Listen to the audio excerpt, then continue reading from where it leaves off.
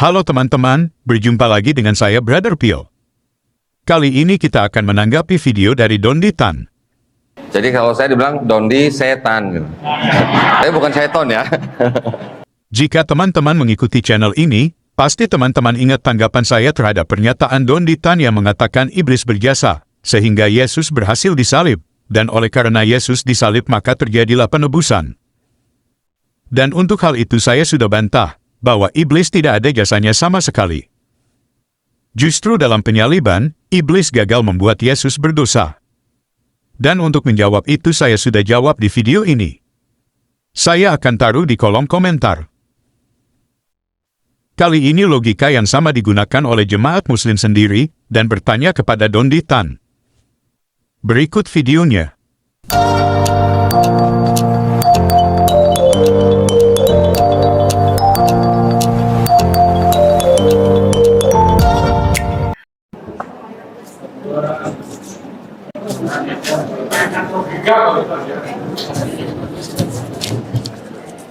Jadi kalau dia itu berkata, kalau Anda itu tidak mereka juga berjasa. Kita sudah dengarkan pertanyaan Bapak tadi, di mana dia bertanya dengan logika yang sama seperti Dondi Tan. Soal berjasa tidaknya iblis. Berikut jawaban dari Dondi Tan.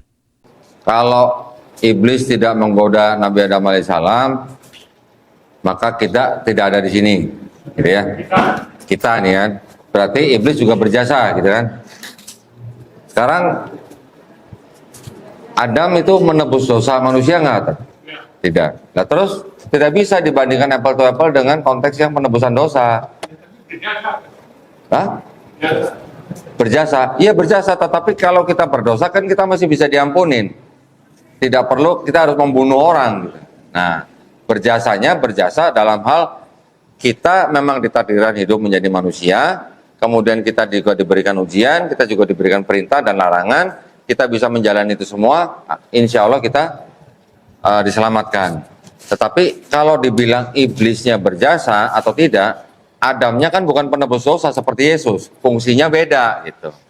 Masih ada bedanya gitu di situ. Ya. Dondi Tan katakan bahwa logika yang disampaikan Bapak penanya itu tidak apal to apal. Karena dalam kisah Adam dan iblis dalam Islam bukan untuk penebusan dosa.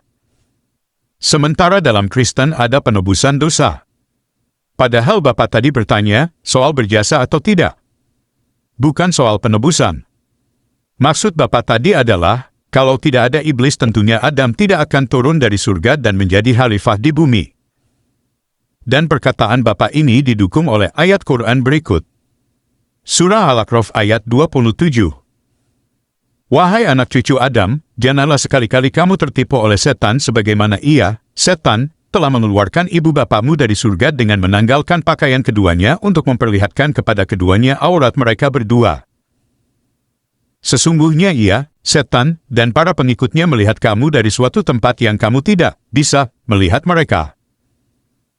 Sesungguhnya kami telah menjadikan setan-setan itu sebagai penolong bagi orang-orang yang tidak beriman. Pada ayat ini yang membuat Adam dan Hawa keluar dari surga adalah iblis. Dan hal yang sama juga terdapat pada surah Al-Baqarah ayat 36. Lalu, setan menggelincirkan keduanya darinya sehingga keduanya dikeluarkan dari segala kenikmatan ketika keduanya ada di sana, surga. Kami berfirman, turunlah kamu. Sebagian kamu menjadi musuh bagi yang lain serta bagi kamu ada tempat tinggal dan kesenangan di bumi sampai waktu yang ditentukan. Yang membuat Adam dan Hawa tergelincir keluar dari segala kenikmatan menurut ayat ini adalah iblis. Karena jasa iblis inilah Adam akhirnya bisa menjadi khalifah di bumi. Dan dalam video tadi, Dondi Tan mengakui bahwa iblis berjasa dalam menurunkan Adam ke bumi. Oleh karena itu, mari kita tanya Dondi Tan, kalau iblis berjasa menurunkan Adam ke bumi. Kira-kira iblis masuk surga atau neraka? Hah? Berjasa? Iya berjasa. Nah, berarti kalau berjasa masuk surga, masuk neraka? Seharusnya masuk surga. Mau satu surga sama iblis? Teman-teman lihat, menurut Dondi Tan, iblis berjasa menurunkan Adam ke bumi. Sementara dalam Kristen, iblis, dan kaki tangannya orang Roma, orang Yahudi dan Yudas tidak ada jasa sama sekali. Yang mengatakan mereka berjasa adalah Don Ditan, yang menafsirkan kitab suci kita seenak udulnya. Karena kan gini, Bang Del. Kitab kita Quran yang berhak menafsirkan siapa? Ya orang-orang Islam dong. Ulama-ulama Islam dong. Kitab mereka juga yang berhak menafsirkan juga ulama atau pemuka agama mereka kan. Jadi kita tidak boleh menafsirkan kitab mereka, mereka juga tidak boleh menafsirkan kitab kita. Harus masing-masing menghormati. Oke teman-teman, demikian tanggapan kita terhadap pernyataan Don Ditan.